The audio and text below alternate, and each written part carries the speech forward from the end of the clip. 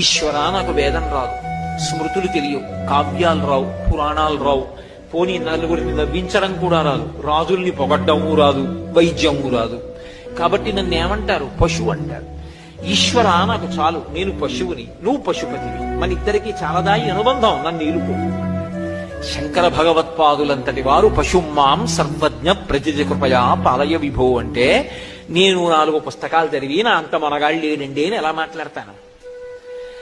నేను చదవడం మొదలు పెట్టానని గుర్తేమిటంటే, నాకు తెలియనివి చాలా ఉన్నాయని తెలుసుకోవడమే చదువులలోకెల్లా గొప్ప చదువు. చదువులలోని మర్మమెల్ల చదివితి తండ్రి అంటాడు ప్రహ్లాదుడు. అందుకని వినయం వచ్చింది. వినయం ఎప్పుడు వస్తుంది? నాకు ఇది తెలియదంటే వినయం వస్తుంది. నాకు తెలియంది ఏముందంటే అహంకారం వస్తుంది. ప్రహ్లాదుడికి అంత వినయం ఎందుకు వచ్చిందంటే, నాకేం తెలుసు. మహాత్ములైన వారెవ్వరూ కూడా నాకు తెలియంది ఏమిటి అనలేదు, నాకేం